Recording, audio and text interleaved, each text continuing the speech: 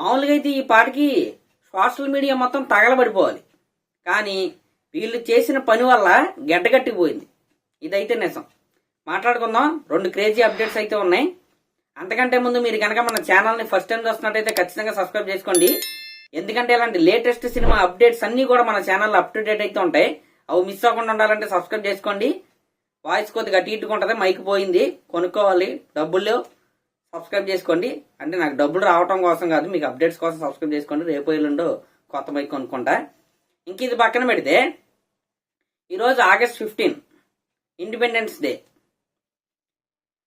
ఆ స్వాతంత్ర దినోత్సవం సందర్భంగా ఫౌజీ సినిమా టీం నుండి ఒక కొత్త పోస్టర్ అయితే వచ్చింది. ఫౌజీ సినిమా నుండి ఒక కొత్త పోస్టర్ అయితే వచ్చింది. ఆ పోస్టర్ చూసిన తర్వాత లిటరలీ చాలా డిసప్పాయింట్ అయ్యా నేను. అంటే ఒక పక్కన హైప్ వస్తుంది, ఒక పక్కన పడిపోతుంది. ఎందుకంటే దానికి ఒక పర్టికులర్ రీజన్ కూడా ఉంది. అది కూడా మీకైతే నేనైతే చెప్తాను. ఒక్కసారి ఆ పోస్టర్ చూడండి. అక్కడ ఆ పోస్టర్లో మనకి ఇటువైపు కనపడుతుంది ప్రభాస్ గారు. 2 చేతుల్లో కూడా చెరొక చేతిలో పిస్టల్ అయితే ఆయన అయితే పట్టుకున్నారు. ఒళ్ళంతా బ్లడ్. వెనకాల బ్యాక్ డ్రాప్ చూసుకుంటే చార్మినార్ రోడ్, అది అక్కడ కూడా మొత్తం తగలబడిపోతుంది. పక్కన ఒక తాతగారు కనపడుతున్నారు చూసారు, నాకు తెలిసి గాంధీ తాతగారు అనుకుంటా. ఈ రకమైన పోస్టర్ అయితే వాళ్ళైతే రిలీజ్ చేశారు. యాక్చువల్లీ ఈ పోస్టర్ రిలీజ్ చేయడం వల్ల సోషల్ మీడియా తగలబడిపోవాలి.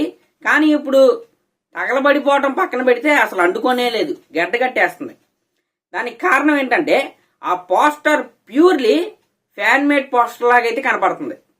ఒక ఏఐ జనరేటెడ్ పోస్టర్ లాగా కొట్టొచ్చినట్టయితే కనపడుతుంది. దానికి కారణం ఏంటి? ఇక్కడ వరకు చూపించారు. ఏమైంది? ప్రభాస్ గారి ఫేస్ కనుక ఫుల్గా చూపించుంటే తగలబడిపోయేది. కానీ తగలబెట్టలేకపోయారు, గడ్డగట్టిచ్చేశారు. సినిమా షూటింగ్ స్టార్ట్ అయ్యి ఇన్ని రోజులు అవుతుంది. ఆల్రెడీ రిలీజ్ డేట్ ని ప్రకటిస్తూ ఒక పోస్టర్ ని దింపారు. ఆ పోస్టర్ లో ప్రభాస్ గారి ఫేస్ కనపడితేనే ఏఏ అని అందరూ అన్నారు. కానీ ఇప్పుడు మీరు డైరెక్ట్ గా ఏఏ పోస్టర్ దింపారు. నిజంగా ఈ సినిమా టీం గట్స్ కి అయితే హ్యాట్స్ ఆఫ్ అనే చెప్పాలి. డిసెంబర్ 3వ తారీఖున సినిమా రిలీజ్ అని అయితే చెప్తున్నారు. ఇంకా షూటింగ్ అయితే పెండింగ్ ఉందా, మరి రిలీజ్ అయిద్దో లేదో తెలియదు. కానీ యాజ్ ఆఫ్ నౌ డిసెంబర్ 3 అనే అనుకుందాం. ఇది August, September, October, November 3 months ఉంది. పాన్ ఇండియా సినిమా, ప్రభాస్ గారు హీరో. ఇంకా మీరు ఫేస్ ని దాచుకుని పోస్టర్లో రిలీజ్ చేయడం వల్ల ఏమైనా ఉపయోగం ఉందా? లేదు, జీరో.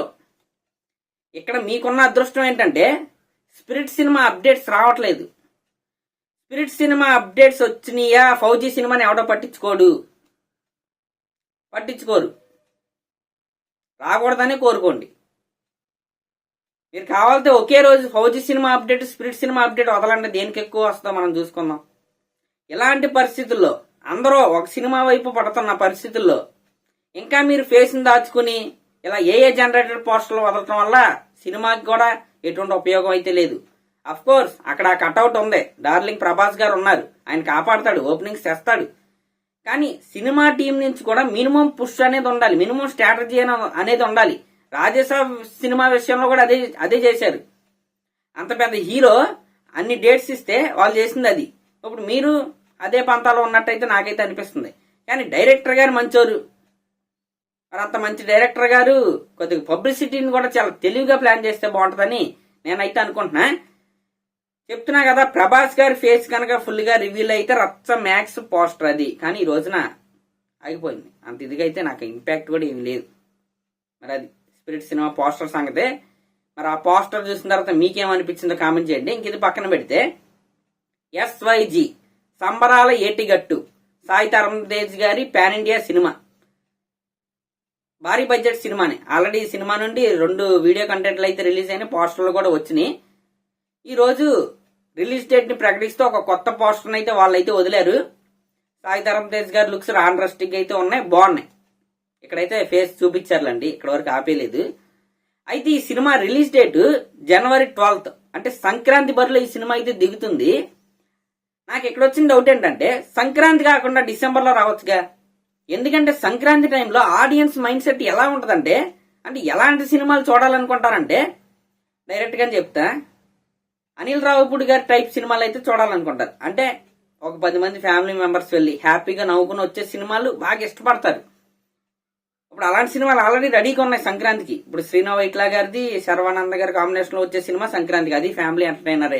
నిన్న ఆ సినిమా టైటిల్ అయితే రివీల్ చేశారు. జార్జే ఏదో ఉంది, నాకు ఐడియా లేదు. యాక్చువల్ అప్డేట్ నేను మిస్ చేశాను, సారీ. ఒకసారి ఎవరికైనా తెలిస్తే చెప్పండి, కింద కామెంట్ చేయండి ఆ టైటిల్ ఏంటనేది.